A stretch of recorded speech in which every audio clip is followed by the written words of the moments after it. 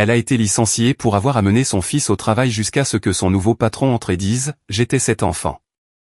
Pourquoi ton fils est-il ici, Brenda? C'est un lieu de travail, pas une garderie.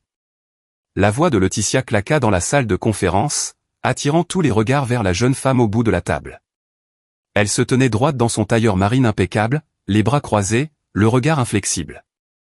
Brenda serrait Matteo contre elle. Le petit garçon, rouge de fièvre, respirait bruyamment en enfouissant son visage dans sa poitrine. Ses cheveux blonds collaient à ses joues, humides de stress. « Je n'avais personne d'autre, dit-elle doucement. Il est malade. Je ne pouvais pas manquer un autre jour. » Laetitia secoua la tête. La politique de l'entreprise est claire. Pas d'enfants sur place. C'est inacceptable. Le silence tomba. Brenda regarda autour d'elle, espérant que quelqu'un prenne la parole. Ses collègues évitèrent son regard. Elle déglutit difficilement. « J'avais juste besoin de terminer mon service, c'est tout. » Le ton de Laetitia était sec. « Vous êtes licenciée. » Avec effet immédiat. Brenda se figea, le souffle coupé, le cœur battant. Personne ne bougea.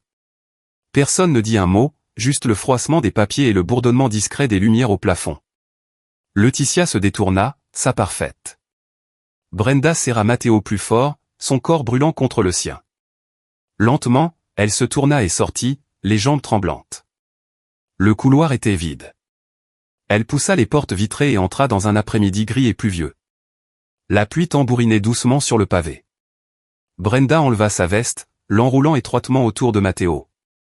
Son chemisier fut vite trempé, collant à son dos. Matteo gémit. « Maman, j'ai froid. »« Je sais, mon trésor, » murmura-t-elle en embrassant son front.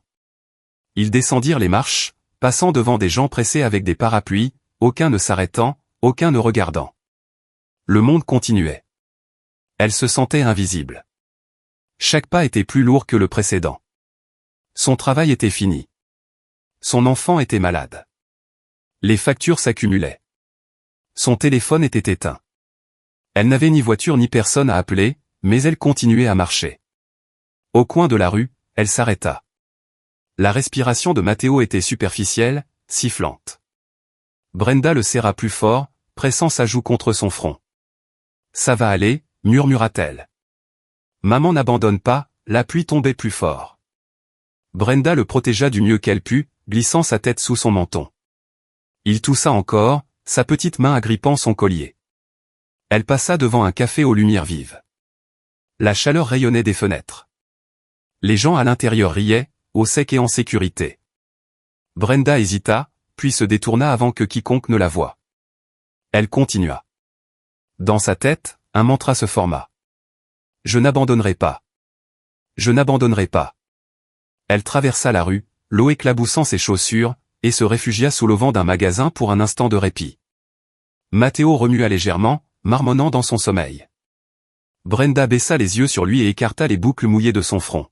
« Tu vas aller bien, » murmura-t-elle. « Je te le promets. » La pluie ne s'arrêta pas. Le vent ne faiblit pas. Mais elle resta là, berçant son fils, non pas dans le désespoir, mais dans une détermination silencieuse. Elle n'avait plus rien que lui, et pour elle, c'était tout. Brenda serrait une pile de CV usés au coin, les pliures s'approfondissant à chaque refus. Elle avait parcouru la ville d'un bout à l'autre, frappant aux portes, parlant aux gérants, laissant des candidatures dans des dîners, des supérettes, des stations-service, même des services de nettoyage. Chaque conversation se terminait de la même façon. Des sourires polis qui s'effaçaient dès qu'on lui demandait son dernier emploi. Dès que le mot « licencié » apparaissait dans son dossier, le ton changeait. « Je suis désolé, madame. Nous cherchons quelqu'un avec un historique plus stable. » Les RH signalent ce genre de licenciement. Rien que nous puissions faire. Nous appellerons si quelque chose se libère, mais ça n'arrivait jamais. À la 4e semaine, Brenda avait mis en gage sa bague de fiançailles, laissée longtemps dans un tiroir après la disparition du père de Matteo. L'argent servit à la nourriture et à une seule bouteille de médicaments contre l'asthme, le moins cher qu'elle trouva sans assurance. Ce n'était pas assez. Une nuit, alors que le vent hurlait dehors dans l'abri d'une station-service à moitié éclairée, la respiration de Matteo devint superficielle, rapide. Sa petite poitrine se soulevait à chaque inspiration. Brenda s'accroupit près de lui, tenant l'inhalateur fermement, murmurant « Respire, mon bébé. S'il te plaît, respire. » Elle compta jusqu'à 10 avec lui, essayant de garder une voix calme, les larmes brûlant derrière ses yeux. Il hocha la tête, lui faisant entièrement confiance. Il n'avait ni maison, ni économie, et un enfant qui avait besoin de plus que ce que l'amour pouvait offrir. L'employé de la station-service, une femme âgée nommée Carole aux yeux fatigués, prit pitié et les laissa rester dans les toilettes des employés pendant la nuit.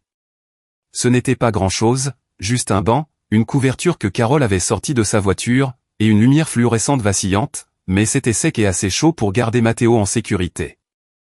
La nuit, Brenda nettoyait, passant la serpillière dans les toilettes, remplissant les distributeurs de serviettes, essuyant les poignées grasses et les poubelles.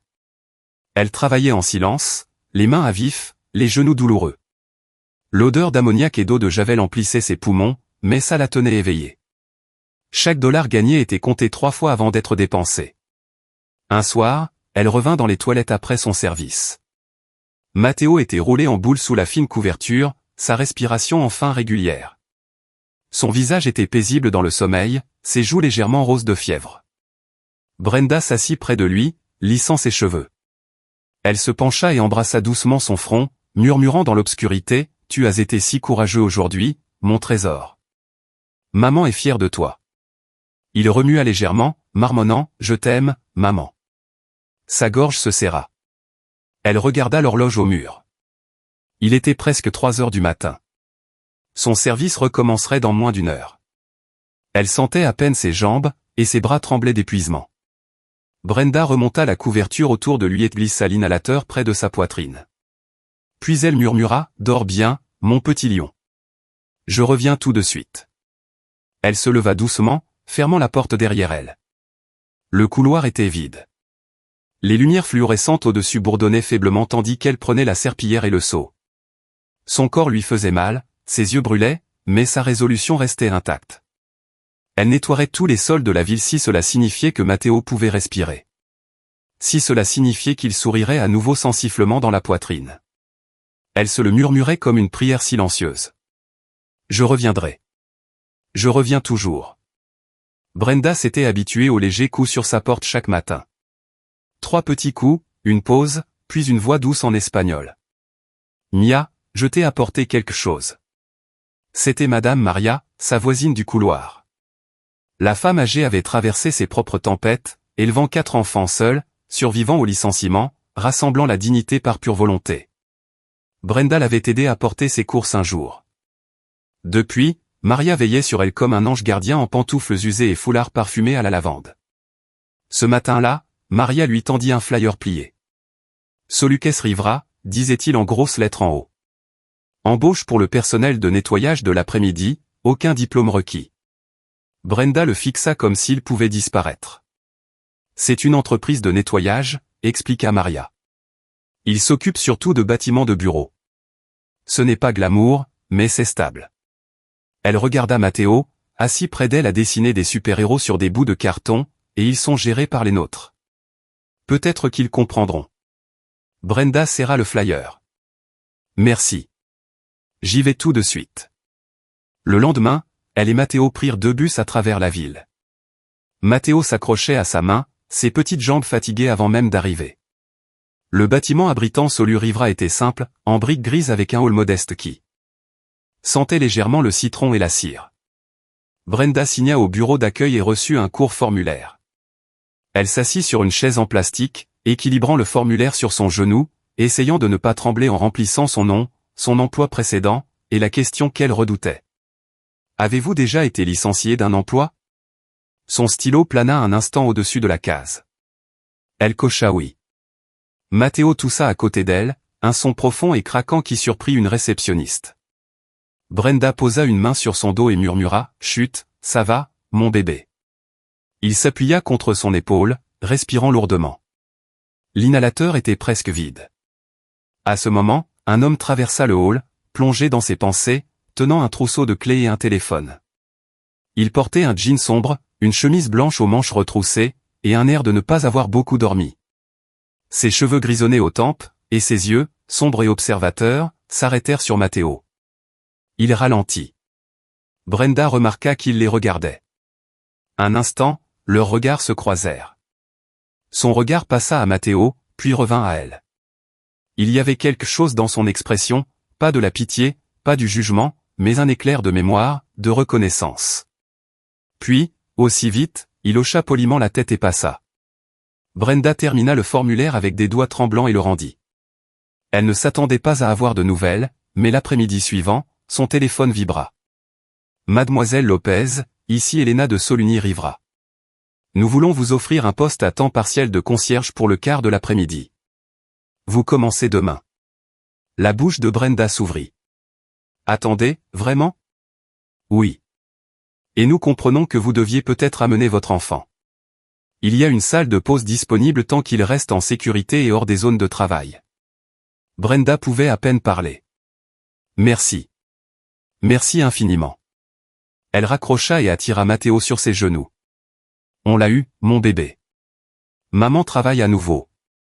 Le lendemain, Brenda entra dans le modeste siège de l'entreprise avec son fils à ses côtés. Le personnel était gentil, beaucoup d'immigrants comme elle, parlant un mélange d'anglais et d'espagnol. Elena, la superviseure, lui montra où étaient rangés les produits et indiqua la salle de pause des employés, un petit espace avec un canapé, un mini-frigo et une vieille télé qui lisait encore des DVD. Matteo s'assit tranquillement sur le canapé, carnet à dessin en main, pendant que Brenda se mettait au travail. Elle frotta les sols, vida les poubelles, essuya les portes vitrées. C'était un travail physique dur, mais elle était reconnaissante pour chaque seconde.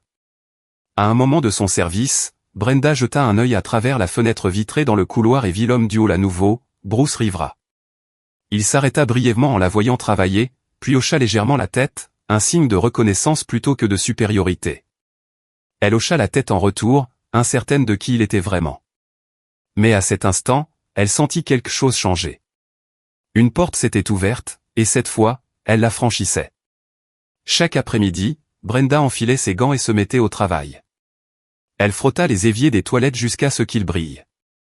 Passa la serpillière sur les carreaux rayés et essuya les traces sur les portes vitrées jusqu'à ce que son reflet soit clair. Elle ne se plaignait pas. Ne s'arrêtait pas. Même quand son dos lui faisait mal et que ses mains piquaient à cause des produits, Brenda continuait parce que juste au bout du couloir, dans une petite salle de pause avec un canapé usé et des murs fanés, son fils était en sécurité. Matteo restait roulé en boule avec son carnet, les crayons réduits à des moignons, dessinant des héros en bâton et des cœurs tordus. Brenda vérifiait toutes les heures. Elle entrait en courant, s'accroupissait, et essuyait la sueur de son front avec le coin de sa manche, même si elle sentait encore l'ammoniac et l'eau de javel. « Ça va, mon bébé » murmurait-elle à chaque fois. Matteo hochait toujours la tête, trop fatigué pour parler. Mais ses yeux cherchaient toujours les siens pour être rassurés, et elle le lui donnait doucement avec un baiser sur le front et une main qui repoussait ses boucles. C'était un rythme qu'ils apprirent ensemble. Brenda nettoyait, Matteo se reposait, et les heures passaient comme des promesses fragiles. Un mercredi après-midi, quelque chose changea. Brenda entra dans la salle de pause pour vérifier son fils comme d'habitude et s'arrêta dans l'embrasure. Matteo était assis, les yeux écarquillés, les mains figées au-dessus d'une petite table. Étendu devant lui étaient des trésors soigneusement rangés, une boîte neuve de crayons de couleur, 2 bandes dessinées épaisses, et un petit lion en peluche avec une fourrure douce et un sourire tordu. Il leva les yeux vers elle. « Maman, d'où ça vient ?» Brenda s'approcha, le souffle coupé. Je ne sais pas », elle prit la boîte de crayons, la retournant comme si une explication était imprimée au dos. Rien. Elle ouvrit une bande dessinée, encore craquante, sentant le papier neuf. Ses doigts tremblèrent légèrement en la reposant. Les yeux de Matteo brillaient d'une joie qu'elle n'avait pas vue depuis des semaines. « Je peux les garder ?» demanda-t-il doucement. Brenda hocha la tête, trop stupéfaite pour parler. « Oui, mon bébé, bien sûr. » Plus tard, pendant la pause, elle demanda aux autres, « Quelqu'un a laissé ça dans la salle de pause pour mon fils ?» Les têtes secouèrent. Tout le monde semblait aussi surpris. Elena, sa superviseure, haussa les épaules. Peut-être un employé de bureau. Je ne sais pas. Mais c'est gentil, non? Brenda sourit et murmura un merci à personne en particulier, mais dans son cœur, une chaleur discrète s'épanouit. Au bout du couloir, derrière une porte de bureau légèrement entr'ouverte, Bruce Rivera se tenait immobile. Il était passé devant la salle de pause quelques instants plus tôt, sans être vu, et avait regardé Matteo tendre des mains tremblantes vers les crayons. Il avait vu les yeux du garçon s'illuminer comme les siens quand sa mère lui apportait un sandwich sauvé des restes d'un client. Il se rappelait ce que c'était d'être l'enfant dans le coin, ignoré, invisible, jusqu'à ce que quelqu'un choisisse de le remarquer. Il n'avait pas prévu de rester là si longtemps. Mais quand il vit Brenda s'agenouiller près de son fils, les yeux brillants d'émotion, quelque chose dans sa poitrine se tendit. Il agrippa le chambranle de la porte, la mâchoire serrée. Il y avait peu de souvenirs dans sa vie plus douloureux que de regarder sa mère frotter les sols d'un hôtel à minuit sans aide. Et peu était plus sacré que de se rappeler la fois où quelqu'un lui avait laissé un jouet à Noël, un geste si petit qu'il avait façonné toute sa compréhension de la gentillesse. Il n'avait pas prévu d'intervenir, mais c'était différent. Cette nuit-là, Brenda s'assit près de Matteo pendant qu'il dessinait avec ses nouveaux crayons. Il coloria un super-héros aux cheveux bouclés avec un lion à ses côtés. Brenda posa sa tête contre le dossier du canapé et sourit doucement. « Quelqu'un veille sur nous », murmura-t-elle. Matteo leva les yeux comme un ange gardien. Brenda hocha la tête. « Peut-être. » Au bout du couloir, Bruce revint à son bureau et fixa la porte fermée longtemps. Parfois, les plus petites choses faisaient la plus grande différence, et parfois, ça commençait avec une boîte de crayons de couleur. Le placard à fourniture était faiblement éclairé, son air épais de l'odeur des produits chimiques et du carton vieux. Brenda s'agenouilla sur le lino, ses genoux pressés contre le carrelage froid, une main tenant un chiffon humide. Matteo était allongé près d'elle sur une serviette pliée, son visage pâle, les yeux voilés de fièvre. Pour le faire sourire, Brenda tordit le chiffon en forme de marionnette, le faisant danser devant lui. « Regarde, Matteo. Sonore Chaussette est là pour sauver la journée, dit-elle d'une voix drôle, laissant échapper un rire aigu. Elle fit danser la marionnette improvisée sur sa couverture, avec des voix exagérées et des mouvements ridicules. Matteo rit doucement, sa respiration sifflante, mais son sourire illumina son visage fatigué. À travers l'entrebâillement de la porte, Bruce se tenait immobile. Il était venu vérifier une livraison, mais s'arrêta en entendant un rire. Petit, sifflant, mais réel. Ce qu'il vit le paralysa. Brenda, agenouillée là avec de la sueur sur le front et des taches sur son uniforme, semblait épuisée, mais elle souriait. Elle faisait rire son fils au milieu d'un placard à balai, avec rien d'autre qu'un chiffon sale et son cœur. Bruce recula silencieusement et retourna à son bureau. Il s'assit lentement, fixa le plafond, et se frotta les yeux. Mais ce n'était pas la fatigue qui les brûlait. C'était le souvenir. Il revit sa mère, des décennies plus tôt, dans l'arrière d'un motel bon marché où elle travaillait comme nettoyeuse de nuit. Il avait 5 ans, fiévreux, effrayé. Elle n'avait ni jouets, ni médicaments, rien que 2 chaussettes dépareillées qu'elle transformait en marionnettes dansantes. Elle le faisait rire alors aussi, comme Matteo. Et comme Matteo, il n'avait aucune idée à quel point elle devait être fatiguée. 3 jours plus tard, le ciel s'ouvrit avec vengeance. La pluie tombait en rideaux épais, inondant les gouttières et recouvrant le parking du bâtiment Rivera. Il était presque 19h et la plupart des employés étaient partis. Brenda sortit par la porte latérale, tenant Matteo serré contre sa poitrine, sa tête enfouie dans sa veste. Elle n'avait pas de parapluie, juste un manteau usé qu'elle enroula autour d'eux, les protégeant du vent et de la pluie. En entrant dans la tempête, une ombre bougea à côté d'elle. Un grand parapluie noir s'ouvrit au-dessus d'eux. Brenda se tourna, surprise. Bruce était là, silencieux, stable. La pluie martelait autour d'eux, mais sous le parapluie, c'était calme, presque sacré. Pendant un long moment, il ne dit rien, marchant simplement à côté d'elle sur l'asphalte glissant. Matteo jeta un œil depuis sa veste, les yeux écarquillés. Quand ils atteignirent le bord du parking, Bruce s'arrêta. Il lui tendit le parapluie. Personne qui essaie si fort de faire ce qui est juste ne mérite de marcher sous la pluie, dit-il doucement. Puis il se tourna et repartit vers le bâtiment sans attendre de remerciements. Brenda resta là, parapluie dans une main, son fils dans l'autre, muette de stupeur. À partir de ce jour, quelque chose changea. Elle commença à le remarquer davantage. Comment il arrivait toujours tôt? Comment il demandait aux employés des nouvelles de leur famille? Comment il s'attardait un instant dehors de la salle de pause comme pour vérifier que Matteo allait bien? Il ne demandait jamais de reconnaissance. En fait, il semblait mal à l'aise avec ça. Brenda commença à le comprendre d'une manière qu'elle ne pouvait expliquer. Une semaine plus tard, Matteo entra dans le bureau principal avec une feuille pliée. Brenda lui avait demandé d'attendre dans la salle de pause, mais il s'était échappé avec une détermination tranquille. Bruce était à son bureau, examinant des factures, quand le garçon apparut. « C'est pour vous, » dit Matteo, tendant le papier. Bruce le prit et le déplia soigneusement. C'était un dessin. Un homme grand avec un parapluie se tenait au-dessus d'une femme et d'un enfant sous la pluie.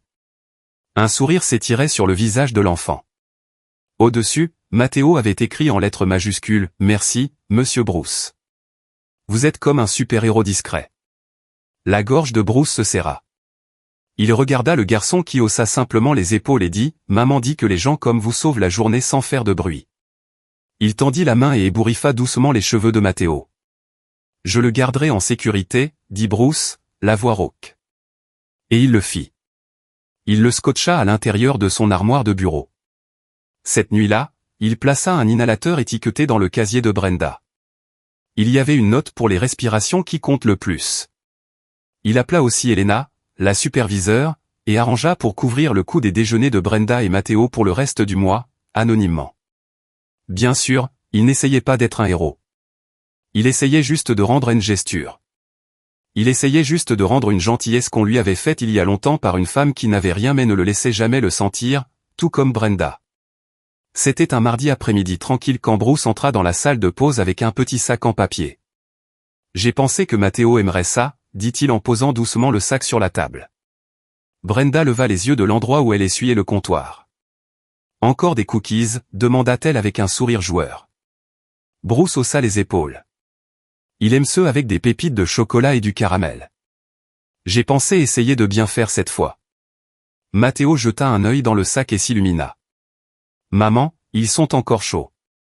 Brenda regarda Bruce s'asseoir près de son fils et écouter ses bavardages sur ses dessins, ses super pouvoirs préférés, et la bande dessinée qu'il essayait d'écrire.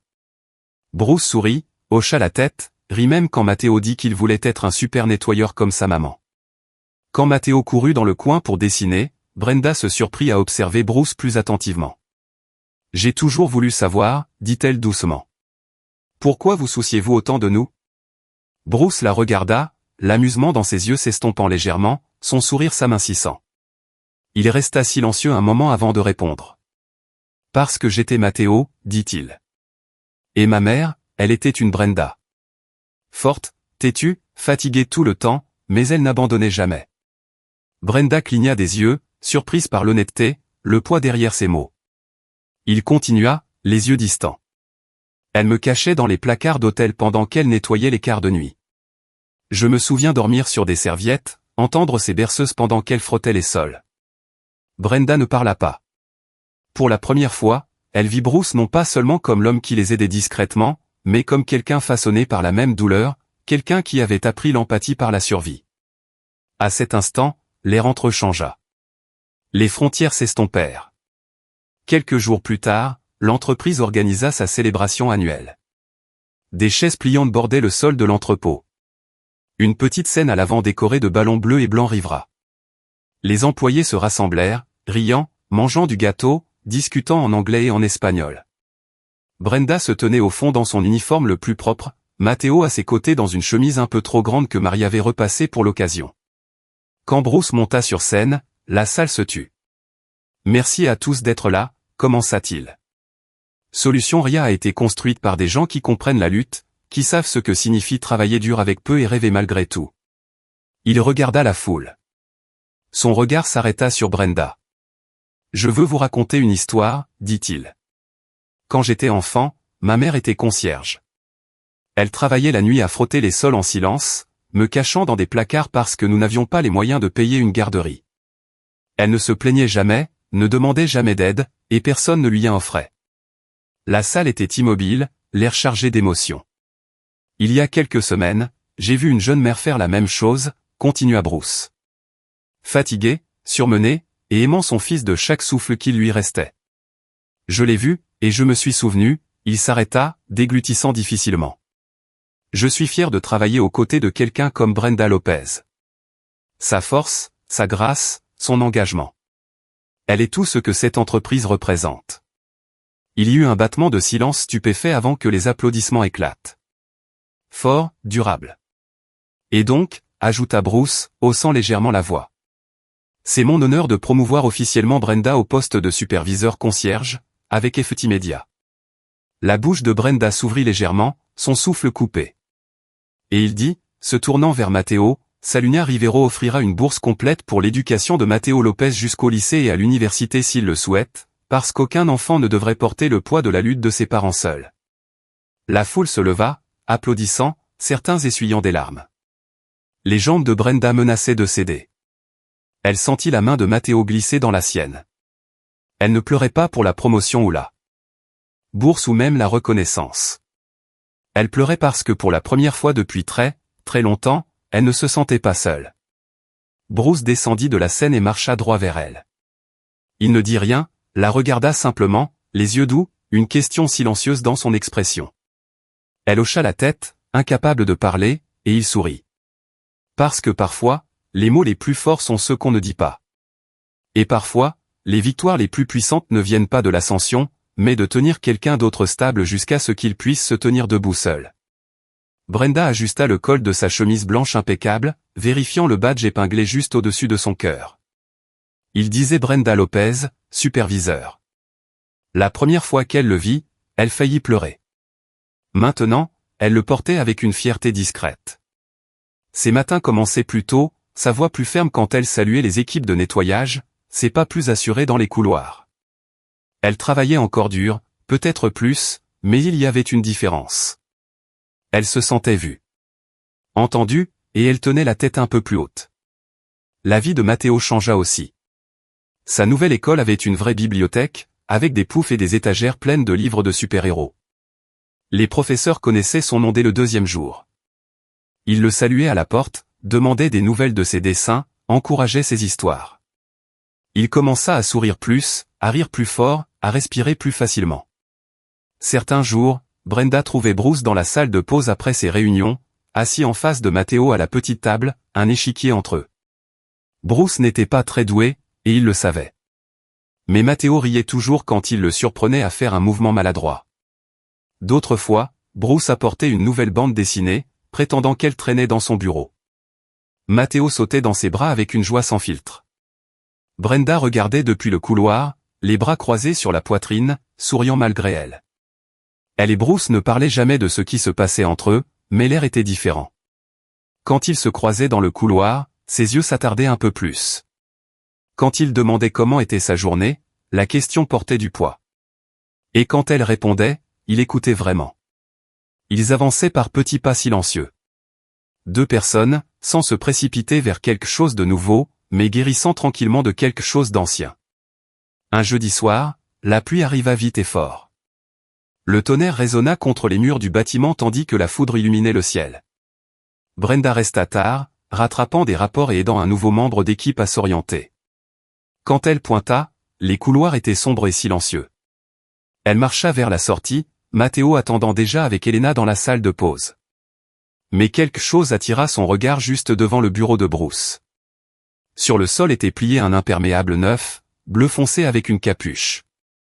À côté, un petit contenant à emporter, la vapeur s'échappant encore des bords. Une simple note était posée dessus, écrite d'une écriture forte et nette. Merci de ne pas abandonner. Brenda se figea un moment. Elle prit la note, ses doigts effleurant les mots. L'odeur de riz chaud et de poulet grillé montait du contenant. Sa gorge se serra. Elle tourna lentement la tête et le vit. Bruce se tenait au bout du couloir, appuyé légèrement contre le chambranle. Il ne s'approcha pas. Ne dit rien. Il hocha simplement la tête, un sourire doux tirant sur ses lèvres. Et dans ce seul regard, Brenda sentit tout. Gratitude. Oui, mais aussi admiration, soin, quelque chose de plus que la gentillesse. Elle serra l'imperméable contre sa poitrine. Dans ce moment silencieux et trempé de pluie, elle sut que ce qu'ils avaient n'était plus juste une seconde chance. C'était le début de quelque chose qu'aucun d'eux n'avait osé croire à nouveau. Quelque chose qui commençait non pas avec des feux d'artifice, mais avec des gestes petits et constants, et une note qui disait plus que n'importe quel grand discours. Le toit était calme. Au-dessus du doux bourdonnement de la ville un dimanche, le soleil de fin d'après-midi se répandait sur le béton en rayons dorés. Une brise légère agitait les coins du chemisier de Brenda alors qu'elle sortait sur la terrasse, la porte claquant doucement derrière elle. Elle plissa légèrement les yeux contre la lumière, et il était là. Bruce se tenait près du bord, les mains dans les poches, le regard perdu à l'horizon. Le soleil couchant peignait le ciel en orange et rose, comme si le monde avait décidé de ralentir juste pour eux. Elle marcha vers lui, ses pas légers mais assurés. « Tu as dit que c'était important, dit-elle doucement. » Il se tourna, ce sourire familier tirant sur ses lèvres, celui qui semblait toujours un secret entre eux. « Ça l'est, répondit-il. Pendant un moment, ils restèrent simplement là, deux personnes façonnées par les tempêtes, se rencontrant maintenant dans le calme. Bruce glissa la main dans la poche de sa veste et en sortit une petite boîte. Pas de velours, pas de cérémonie, juste la simplicité. Il l'ouvrit et révéla un bracelet en argent, fin, élégant, discret. À l'intérieur, un mot était gravé en petites lettres claires. Toujours.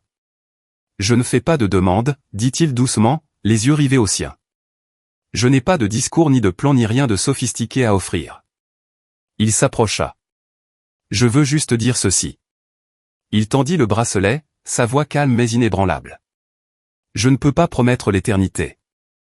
Je ne peux pas promettre que ce sera facile, mais je peux promettre ceci. Je serai toujours quelqu'un sur qui toi et Matteo pourrez compter. Quand vous aurez besoin de moi, comme vous aurez besoin de moi, même si c'est juste pour m'asseoir à vos côtés et écouter. Brenda baissa les yeux sur le bracelet dans sa main, puis sur l'homme qui le lui offrait. Pas un chevalier, pas un sauveur, mais quelque chose de plus rare, quelqu'un de réel. Elle ne parla pas tout de suite. Au lieu de cela, elle tendit la main, prit le bracelet, et le tint doucement. Puis, avec le plus léger des sourires, elle regarda Bruce et avança. Ses bras l'enlacèrent, fermes et certains. Pas parce qu'elle avait besoin d'être sauvée, mais parce que quelqu'un se tenait enfin à ses côtés et la voyait non comme un fardeau, non comme un symbole, mais comme une personne qui valait la peine d'être choisie. Elle posa sa tête contre sa poitrine. « Merci », murmura-t-elle. Bruce ferma les yeux et la serra contre lui, la ville s'étendant en dessous, le ciel s'adoucissant à chaque seconde. Un cri soudain brisa le silence. « Maman !» Matteo arriva en courant sur le toit, les joues roses d'avoir couru, les cheveux ébouriffés par le vent. Il s'arrêta net en les voyant s'enlacer, et son visage s'illumina d'un sourire. « Tu souris, maman ?» dit-il essoufflé, les yeux écarquillés. « Tu ressembles à une super-héroïne maintenant. » Brenda rit, un son clair et lumineux qui résonna doucement dans l'air calme. Elle ouvrit un bras, et Matteo s'y précipita sans hésiter. Bruce s'agenouilla près d'eux, attirant le garçon dans le cercle de chaleur. Tous les trois se blottirent ensemble, le coucher de soleil drapant sa lumière dorée sur leurs épaules comme une couverture douce. Pas de mariage, pas de grande déclaration, juste le genre d'amour qui pousse tranquillement comme une graine plantée dans l'obscurité et arrosée d'espoir. Ils restèrent là longtemps, regardant le monde en dessous. Ils n'avaient pas besoin de dire autre chose parce que parfois, la famille n'est pas définie par le sang ou les vœux. Parfois, ce sont simplement les gens qui restent, qui voient les pires parties de vous et choisissent de rester quand même. Et dans la lueur de ce soleil qui s'éteignait, avec un bracelet qui disait toujours, un garçon qui se sentait enfin en sécurité et deux cœurs enfin stables, Brenda réalisa quelque chose. Elle n'avait pas besoin d'une fin parfaite. Elle avait juste besoin de cet instant, et c'était plus que suffisant. Si cette histoire a touché votre cœur, vous a rappelé la force discrète de l'amour, ou vous a simplement fait croire à nouveau en la gentillesse, nous espérons que vous porterez son message avec vous. Parce que parfois, les histoires les plus puissantes ne sont pas les plus bruyantes. Ce sont celles qui murmurent doucement. Vous n'êtes pas seul. Si vous voulez d'autres histoires comme celle-ci, des récits de résilience, de compassion et de connexions inattendues qui restaurent votre foi en l'humanité, veuillez vous abonner. Laissez-nous marcher avec vous, une histoire à la fois. Appuyez sur le bouton s'abonner. Votre prochain voyage réconfortant commence ici.